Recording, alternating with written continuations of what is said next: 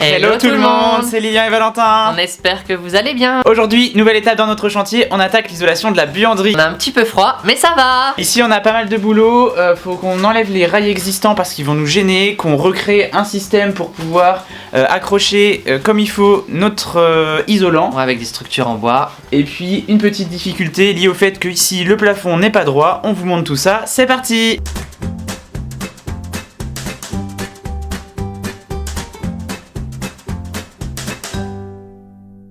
On a découvert en arrivant sur le chantier que notre électricien était passé cette semaine, il nous a pas prévenu mais bon tant mieux. Il a installé les conduites de VMC et puis tout le câblage pour pouvoir raccorder tout ça. Donc bah c'est une bonne nouvelle, ça veut dire qu'on va pouvoir poser aussi la membrane d'étanchéité dans la cuisine. On sait pas si on le fera dans cette vidéo ou dans la prochaine. Là on va surtout attaquer l'isolation de la buanderie. Mais voilà, bonne nouvelle de ce côté, on a un système de VMC qui est bientôt prêt à fonctionner. Et donc du coup on a une conduite de VMC qui va arriver là où il y aura les futures toilettes. Et puis de ce côté là on en a une pour la cuisine. Et puis il n'a pas encore terminé mais il y en aura une également dans la partie salle de bain. Du coup, première étape pour cette buanderie, on enlève tout le raillage existant qui va nous servir à rien.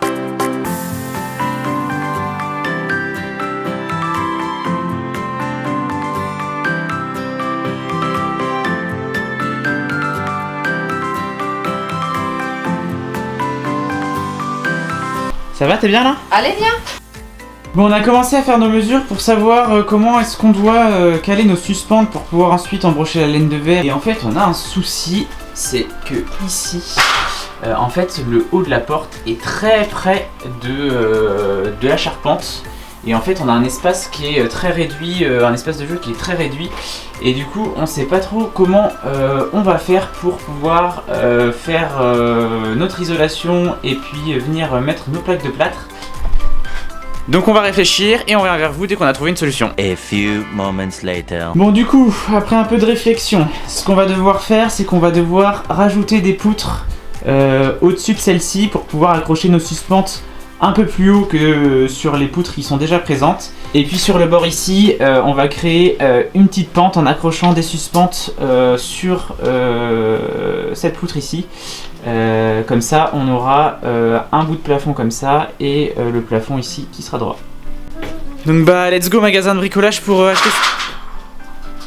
Donc bah let's go au magasin de bricolage pour acheter tout ce qu'il nous faut. A few moments later. Nous revoilà du magasin de bricolage, on est allé acheter des chevrons qui font 63 par 63 sur une longueur de 4 mètres. Donc on va pouvoir les installer sur la charpente de la buanderie pour pouvoir ensuite fixer nos suspentes. Elles sont belles tes équerres.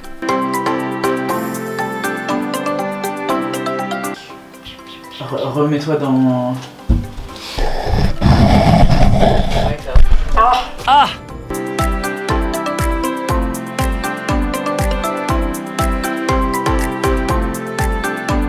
Donc là, on règle au niveau laser pour être sûr que notre chevron est bien droit. Parce que c'est là-dessus qu'on va fixer nos suspentes et ensuite nos rails pour les plaques de plâtre. Donc si ça c'est pas droit, après nos rails seront pas droits et on va galérer. Donc là, niveau laser et puis ça devrait faire.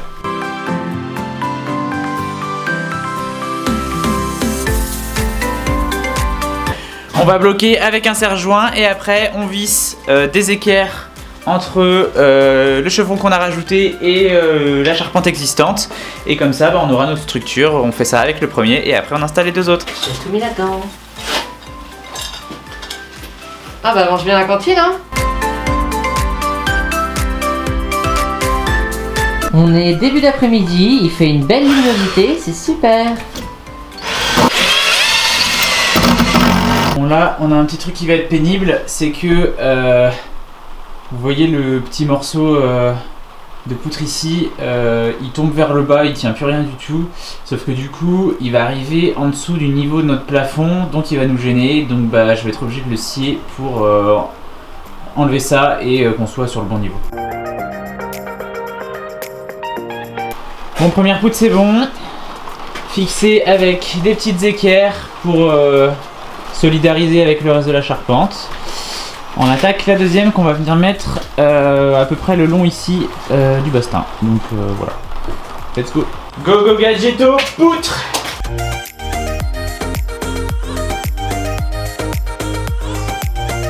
Attends. Je suis trop petit. Je suis trop petit.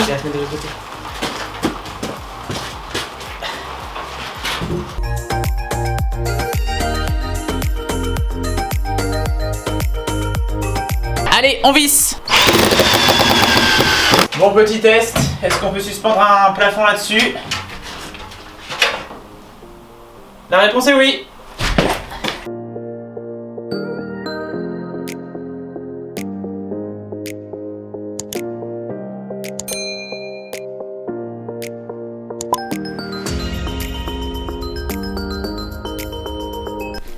Donc là, on a installé nos 3 poutres qui vont servir de support pour notre plafond, pour nos suspentes.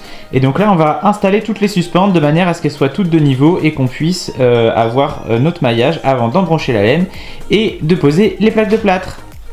Donc là, sur toute la partie de plafond qui sera plat, on va utiliser les suspentes Integra classiques qu'on va venir du coup accrocher sur nos poutres. Et puis sur le petit retour qu'on aura ici, on va essayer de mettre 2 rangées de suspentes en fermettes. Du coup, c'est des suspentes qui se vissent directement au bois. On va vous montrer comment ça se visse.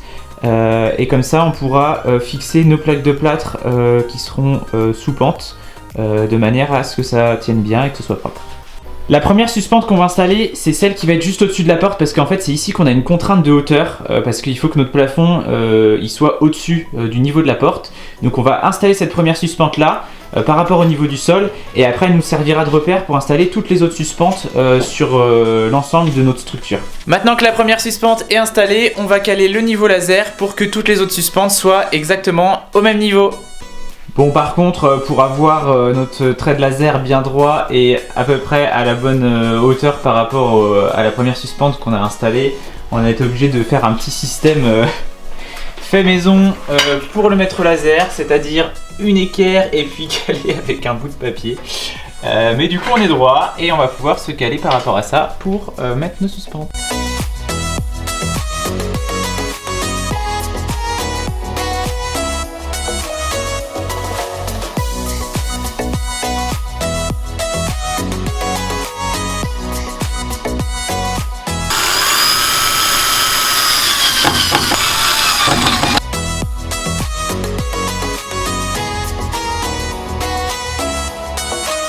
Est-ce que c'est pas merveilleusement bien aligné tout ça?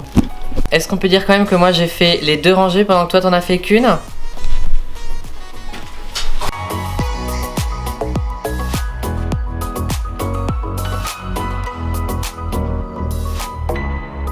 Voilà, à cet endroit-là, on a été obligé de rajouter 2 morceaux de bois, tout simplement parce que vous voyez, les suspentes, il faut qu'elles soient vissées dans la poutre. Et en fait, là, comme le plafond n'était pas droit, l'ancien plafond n'était pas droit, bah ici, en fait, on serait arrivé trop haut par rapport à l'ancien niveau.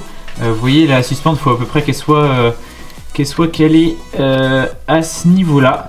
Et en fait, on n'aurait pas pu visser dans la poutre, donc on a rajouté un autre bout de poutre au-dessus pour pouvoir visser dessus. Et là, on devrait être juste comme il faut pour que tout soit de niveau. Voilà, et donc là, c'est solide et il n'y a pas de souci. Allez, tu visses. Elle visse.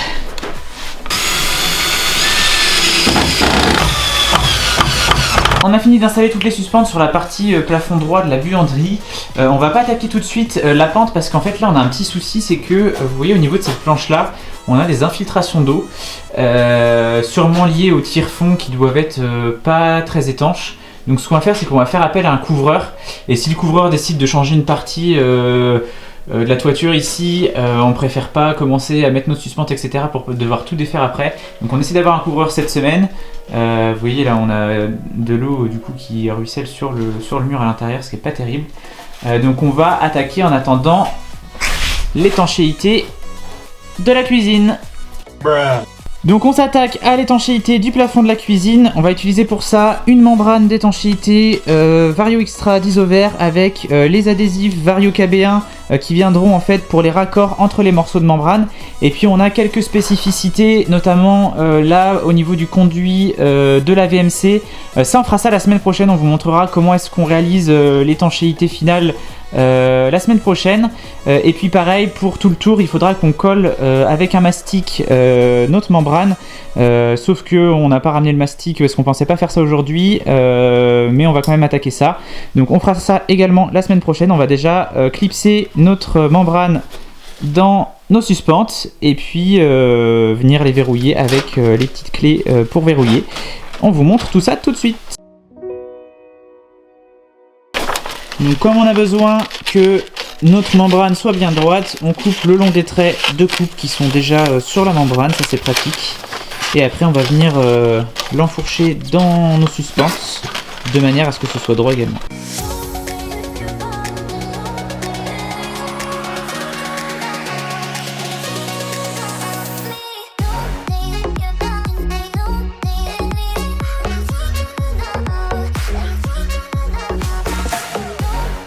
Donc voilà, on a mis notre première bande de membrane qu'on a fait dépasser de 10 cm.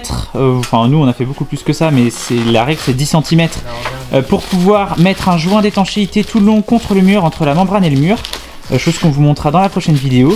Et puis ici, pareil, on a une partie qui dépasse. Et en fait, ça permettra, quand on mettra la seconde bande, pareil, d'avoir 10 cm pour coller un adhésif entre les deux. Et donc là on va bloquer la membrane sur les suspentes sur lesquelles on l'a embroché grâce à des petites clés de verrouillage. Donc en fait il y a juste à les clipser et après plus rien ne bouge. Enfin si tu y arrives quoi. Allez. C'est censé faire un clip. Ah oui. Voilà c'est bon.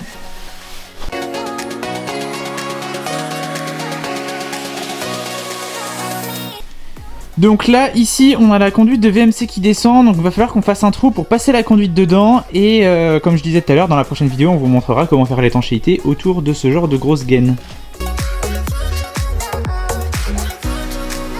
Bah du coup, elle marche déjà la VMC, j'ai l'impression, je suis en l'air. Ah mon bras. La première bande c'est bon, on va pouvoir passer à la deuxième.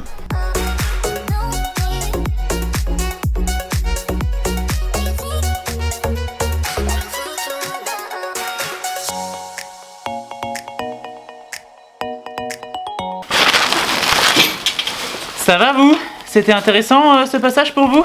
C'est parti pour les clés.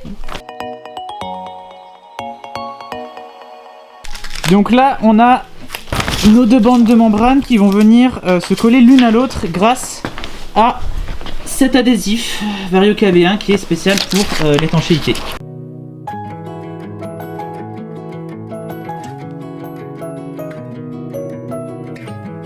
Donc là, il nous reste plus qu'une petite bande qui fait à peu près 60, un peu moins de, ouais, une cinquantaine de centimètres. Donc en fait, ce qu'on va faire, c'est que on va découper en deux pour faire deux bandes et on les collera l'une à l'autre par le milieu et comme ça, ça nous permet d'économiser de la membrane plutôt que de prendre une longueur entière et d'avoir une chute qui ne sert à rien.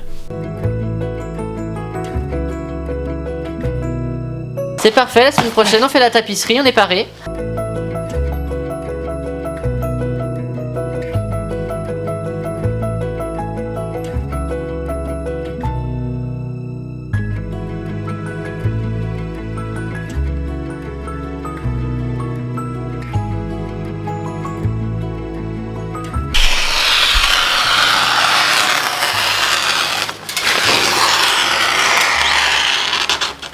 Bon bah voilà, on a bien avancé, on a créé une structure pour installer toutes nos suspentes et notre futur plafond suspendu. Et puis on a posé la membrane d'étanchéité. Et puis on a posé la membrane d'étanchéité sur toute la cuisine. Il nous restera à faire les joints bien sûr, les petits joints aussi autour du futur conduit de VMC, mais on est super content parce qu'on a bien avancé ce week-end. N'oubliez pas surtout de vous abonner pour ne pas louper la suite de l'aventure. Mettez un petit pouce bleu si vous avez bien aimé la vidéo et pour nous encourager, et un petit commentaire si vous avez des petites questions également. Et puis n'oubliez pas que si nous on en est capable, vous en êtes capable aussi. Et puis on se dit à très vite. Oh,